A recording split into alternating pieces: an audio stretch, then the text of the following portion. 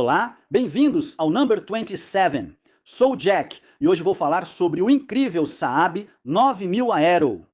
Agora, o 9000 é um Saab realmente intrigante porque tem uma influência italiana muito forte. Na época dizia-se que ele era mais rápido do que a Ferrari topo de linha. Ainda assim, ele tem um motor baseado em um motor britânico dos anos 60 e uma ligação bem obscura com os Muppets. Hoje vou analisar todas essas afirmações e detalhes com mais profundidade e, claro, vamos levá-lo para dar uma volta e ver como ele se comporta sob a ótica de hoje. Obrigado a Bidding Classics por patrocinar o vídeo. Confira o leilão online de carros clássicos, sem taxas para compradores. Então, primeiro vamos falar um pouco sobre o lado italiano que eu mencionei. Existem dois aspectos nisso. O design original do 9000 foi feito por Giugiaro, um designer italiano muito famoso e aclamado, e era um design realmente clássico, muito bem proporcionado. Esta é a versão restilizada. O facelift, na verdade, foi feito internamente pela própria Saab. E pessoalmente eu tenho que dizer que acho que está entre os facelifts mais bem-sucedidos de todos os tempos. Deixa o carro mais bonito, mas, ao contrário da maioria dos facelifts, não parece fora de lugar. Parece que sempre foi projetado para ser assim. No entanto, a outra área muito significativa do design italiano neste carro, que é o fato de a plataforma conhecida como Type 4 ser compartilhada entre Saab, Fiat, Alfa Romeo e Lancia. Então, quando a Saab quis substituir o 900, eles obviamente procuraram. Os tempos sempre foram difíceis na Saab, e eles buscaram maneiras de fazer isso gastando o mínimo de dinheiro possível. O melhor jeito de fazer isso era colaborar. A Fiat, ao mesmo tempo, estava procurando uma de suas plataformas maiores e eles decidiram produzir essa nova juntos. Então, o 9000, o Lancia Thema, o Alfa Romeo 164 e o bastante horrível Fiat Croma, todos compartilham o mesmo chassi. Mas existem diferenças que explicarei em breve. Uma das coisas que você precisa perceber é que o 9000 era o mais caro do grupo desses 4 carros. De fato, nos Estados Unidos ele custava quase tanto quanto um Lexus LS 400, o que deve ter tornado sua venda bastante difícil.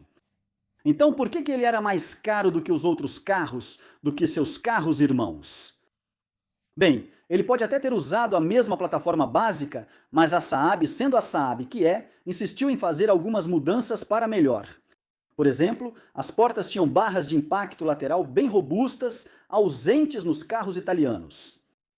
Talvez isso não fosse tão importante lá, mas a Saab ainda assim insistiu em reengenheirar a dianteira para torná-la mais forte e funcionar melhor em caso de impacto.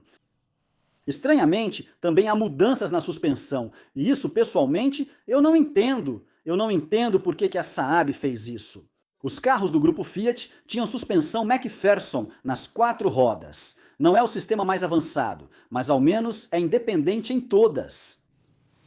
Com o 9000, a Saab optou por usar struts na dianteira, mas depois usaram um eixo de torção na traseira. Talvez tenham feito isso por ser parecido com os sistemas do 900 e estavam satisfeitos em usar assim. Acredito que financeiramente eles não teriam grande ganho com isso. Tecnicamente, suspensão traseira totalmente independente é melhor que esse eixo de torção. Agora vamos discutir aquelas afirmações exageradas sobre o quão rápidos eram os 9000. Então, com o 9000 Turbo original, que era o 2 litros, esse aqui é o 2.3, diziam que ele era mais rápido que uma Testarossa. Como eles conseguiam dizer isso? Porque na maioria dos casos ele não era mais rápido.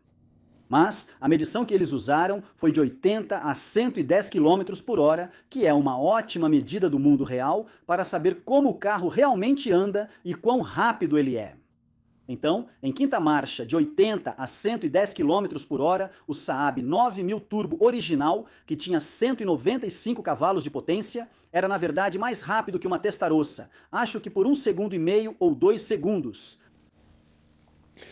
Quando este saiu, que era o Saab Aero, ele vinha com um motor 2.3, ele entregava 225 cavalos de potência. Tinha um anúncio da Saab. Vou colocar aqui, a qualidade não está boa, mas dá para ter uma ideia. A própria Saab afirmava que na mesma medição, na verdade, acho que era de 80 a 120 km/h nesse caso, em quinta marcha, este era mais rápido que um Diablo, que um Aston Martin DB7 e que o então atual E36 M3. Talvez só em uma medição ele seja mais rápido que esses carros, mas não em velocidade máxima, nem de 0 a 100 km/h. Mas isso te dá uma noção real do desempenho desses carros. E é ainda mais impressionante porque você pode rastrear as origens desse motor de 4 cilindros, inclinado até um motor Triumph dos anos 60. Como isso aconteceu? Bem, a Saab estava procurando substituir o motor que usava na época e procurou a Ricardo. O problema era a falta de orçamento para construir um motor do zero. Ricardo disse a eles: bem, tentem produzir um motor Slant 4, que parece ser exatamente o que vocês estão procurando. A Saab fechou acordo com a Triumph, comprou muitos motores e depois os direitos de produzi-los. Agora, é claro, o que você vê aqui mudou e evoluiu bastante em relação ao design dos anos 60, mas ainda dá para perceber a origem. Você pode ver aqui, ainda é inclinado para frente. E, obviamente, Saab foi pioneira na tecnologia turbo, sensores antidetonação. Usaram aqui o sistema de gerenciamento Trionic, o primeiro a monitorar a qualidade do combustível no carro. Então, grandes avanços, mas com um design original bastante antigo. Então, eles eram muito rápidos. Mas como eles andam?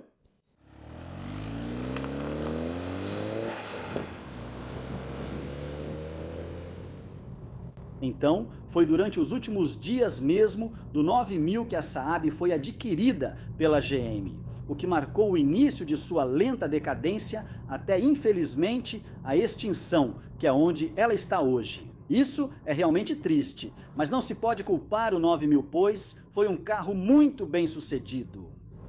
Ele ficou em produção por um número incrível de anos. E dos 4 modelos fabricados, o Croma, o Tema, o 164 e este aqui, este foi o que mais vendeu. Acho que foram produzidas cerca de 530 mil unidades. O próximo carro mais vendido, em teoria, o que me deixa perplexo, é o Croma. Mas todos foram vendidos na Itália. Eles eram onipresentes, estavam em toda parte. Mesmo assim, eram horríveis, com aquele interior de Fiat Uno. Então, no geral, foi um sucesso e era um ótimo carro. É realmente incrível pensar que ele competia com um LS 400 nos Estados Unidos. E deve ter sido bem difícil de vender. Ele tinha a herança e o nome da Saab com que contar. E claro, havia um pouco mais de engenharia, como já mencionei, em comparação com os carros italianos. Também era um carro muito rápido.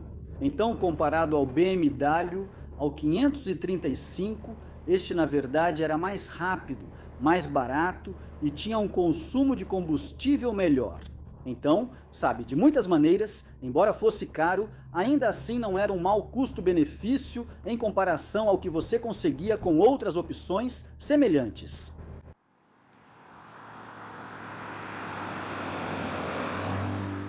Então, o sistema de climatização era um sistema proprietário, mas também foi usado no Lancia Thema. Eu me lembro dele nos carros do meu pai. E ele foi muito criticado por ser complicado, com muitos botões pequenos e tudo mais. Antes de falarmos mais, vamos dar uma puxada. Então, primeira marcha, rodas patinam muito. Segunda marcha.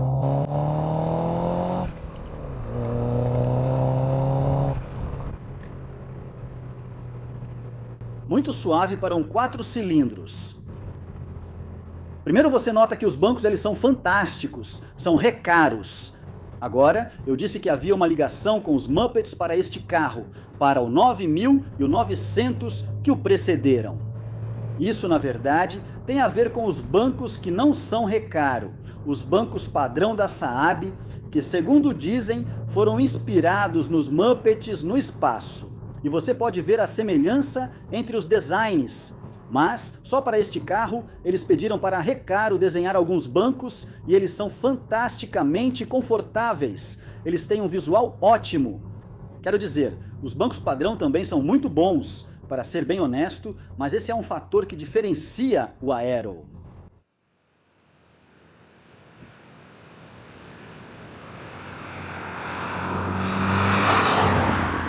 Uma das primeiras coisas que você vai notar é a boa e velha direção hidráulica. Nesse carro ela é ótima. Estou bastante surpreso com o quanto isso é bom. É realmente fácil posicionar o carro. Ele responde super bem, tem precisão e uma sensação fantástica. Agora, esse volante pode parecer um acessório não original, mas na verdade era uma opção disponível com o Aero. Então, é uma das duas opções de volante que vinham com o carro. Não sei se ele é mais lento que o original. Talvez isso ajude de certa forma. Um pouco mais lento, um pouco menor do que o original.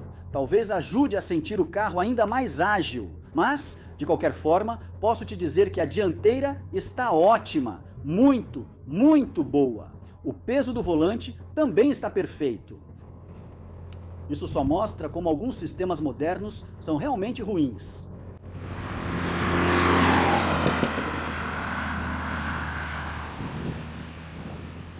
O câmbio é bem leve e preciso, talvez um pouco mais longo do que seria o ideal para mim, mas é muito gostoso de usar. Ele é bem macio na suspensão.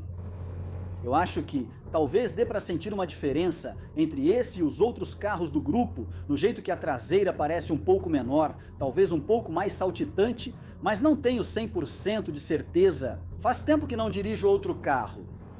O motor desse aqui tem aquele impulso do turbo. E eu tenho que dizer, esse carro em particular tem uma carta na manga, porque o Paul, que é o dono, comanda a Saab Clinic e ele remapeia Saab 9000. Então, esse aqui em particular, você deve ter notado, obviamente, tem um pequeno detalhe que entrega. Tem um pequeno medidor de turbo ali, que obviamente não é original. Então, esse carro em particular entrega 310 cavalos de potência, ou 315 basicamente, cerca de 100 cavalos a mais do que o carro original. Apesar de tanta potência, ele é muito bom. O Paul fez uma programação esperta, limitando o turbo nas marchas iniciais. Nas 3 primeiras marchas está um pouco limitado. Beleza, vamos lá. Então, primeira marcha, muita patinada nas rodas.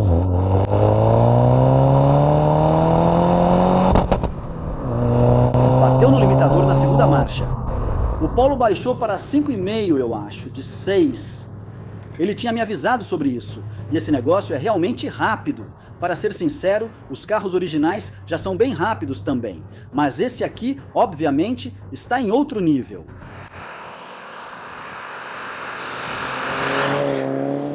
Me surpreende como ele mantém tudo sob controle. No limite, a carroceria realmente começa a se mover, mas aquela direção excelente permite que você posicione o carro com bastante precisão e simplesmente o conduza pelas curvas. Para um carro com tração dianteira, é ótimo. Te dá muita confiança, não há muitos sinais de subesterço. E também,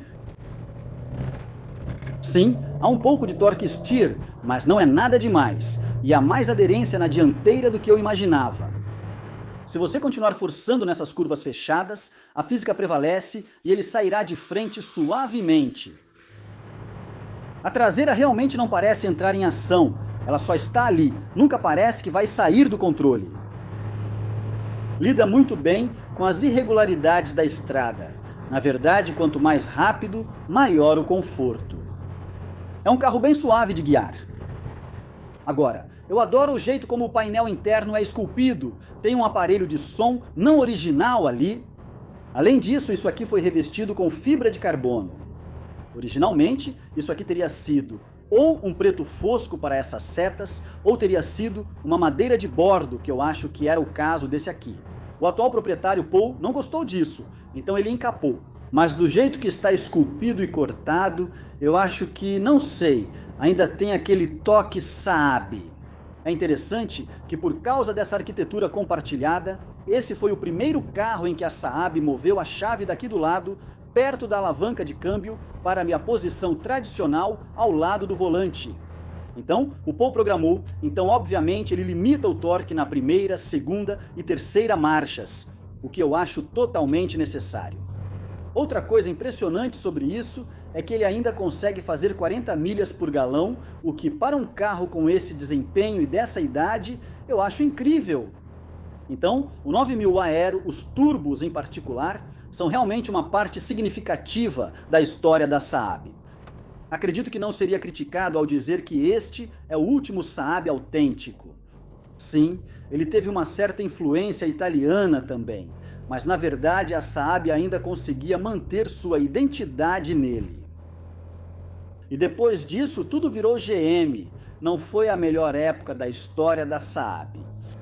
Então, um carro com muita personalidade, realmente interessante. Fico muito feliz por ter dirigido ele hoje. E ele tem uma dirigibilidade melhor do que você imaginaria para um sedã com tração dianteira daquela época. É bem impressionante. E embora ele tenha ajustado o motor, ele reprogramou. Obviamente, é isso que ele faz. O chassi é completamente original em termos de amortecedores, molas e todo esse tipo de coisa. Então é assim que eles teriam dirigido. Muito impressionante. É engraçado porque recentemente fiz um vídeo sobre um E36 M3, que provavelmente era o mais odiado dos M e é vendido na mesma época que este. Este aqui é um carro de 97, mas o modelo existe desde 93. Se você quiser saber mais sobre isso, dê uma olhada nesse vídeo e veja como ele contrasta com este aqui. Muito obrigado por assistir. Se você tem um carro que gostaria que eu fizesse uma avaliação, por favor entre em contato comigo, seja por e-mail ou pelo Instagram, que provavelmente é a melhor maneira. Muito obrigado e até breve.